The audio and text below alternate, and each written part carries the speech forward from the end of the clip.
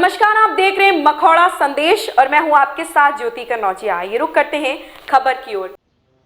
बस्ती जिले की पुलिस के लिए सिरदर्द बना लूट कांड को पुलिस ने 26 जनवरी को एक और एटीएम की लूट करने आए तभी पुलिस ने संदिग्धों से पूछताछ के लिए अभी पहुंच ही रही थी कि तभी 3 बदमाशों ने पुलिस पर फायर झोंक दिया था, जिसने गोली छावनी थाना प्रभारी दुर्गेश पांडे के सीने पर जा लगी थी। गनीमत इतनी थी कि थाना प्रभारी छावनी दुर्गेश ने बुलेट प्रूफ जैकेट पहन रखी थी और मुठभेड़ के दौरान इस गैंग के मुनफैद, मुकीम, रुस्तम 3 साथियों को गिरफ्तार कर जेल भेज दिया गया था। एटीएम लूट कांड का इनामिया खालिद अपने तीनों साथियों की तलाश में बस्ती आया हुआ था। लगातार पुलिस की 6 टीमें 25,000 के इनामिया खालिद की तलाश में हाईवे की सीसीटीवी फुटेज तलाश रही थी। अभी खालिद अपने साथियों की तलाश में हरैया थाना क्षेत्र के Indian oil petrol pump Sansaripur के पास पहुंचा ही था कि पुलिस ने सीसीटीवी फुटेज के आधार पर इनामिया खालिद को गिरफ्तार कर लिया। जमा तलाशी के बाद खालिद के पास से 2 लाख रुपए और फर्जी नंबर प्लेट की स्विफ्ट कार और एक मोबाइल बरामद की। वहां पुलिस पूछताछ में खालिद ने 10 जनवरी को कप्तानगंज कस्बे में हुई एटीएम लूट कांड की घटना को भी स्वीकार किया है। घटना के बाबत एसपी आशीष श्रीवास्तव ने बताया कि 10 जनवरी को 20,37,000 की लूट की गई थी, जिसमें हम लोगों को स्विफ्ट कार की तलाश कर रहे थे जो घटना के दिन पहले रैकी करते देखी गई थी और घटना वाले दिन छावनी की तरफ भागी थी। इस आधार पर हम लोग इस कार की तलाश कर रहे थे जिसपे राजस्थान का नंबर प्लेट देखा गया था। उसी क्रम में कल रात संदिग्ध अवस्था में घूमते मिली, तब टीम ने पीछा किया और तभी उसमें खालिद मिला। खालिद मेवाल के पलवल थाना हरियाणा का रहने वाला है। उसने अपने साथियों के साथ घटना को अंजाम दिया था। खालिद के ऊपर 1 दर्जन से अधिक मुकदमे लगे हुए हैं।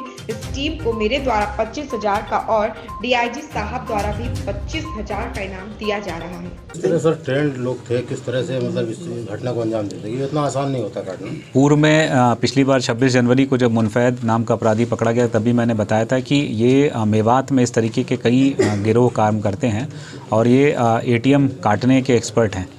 ये अक्सर जो है 5 से 6 की संख्या में गैंग बना करके अपने पलवल या नूह जिस ज़िले में रहते हैं वहाँ से निकलते हैं और किसी भी एक दिशा में जाते हुए रास्ते में इस तरह की एटीएम को चिन्हित करते हैं जो किसी किनारे सुनसान जगह पर हो या किसी कंपाउंड के अंदर है या फिर किसी ओवरब्रिज के नीचे है जहाँ पे लोगों की चहलकदमी कम है।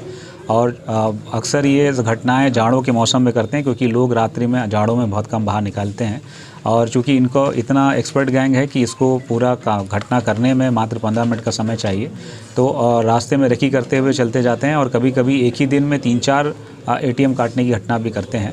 क्या अभी और भी लोग इसमें फरार हैं? इसमें पूरे जो घटनाक्रम है, मुनफैद जो पहले 26 जनवरी को पकड़ा गया था और आज जो खालिद पकड़ा गया, इन दोनों से पूछताछ करी गई थी। इन्होंने बताया था कि ये 4 लोग 9 तारीख को नूह ज़िले से चले थे ये घटना करने के लिए और इनमें से खालिद, मुनफैद 2 पकड़े जा चुके हैं और 2 इसमें से रेहान और मुबारक, ये दोनों अभी गिरफ्तार होना शेष है। इनके ऊपर हमने इनाम कर रखा है, शीघ्र इनकी भी गिरफ्तारी सुनिश्चित की जाएगी। ये 10 जनवरी को थाना कप्तानगंज में एक एटीएम काट करके उससे 20,37,000 रुपये वहाँ से चोरी कर लिए गए थे।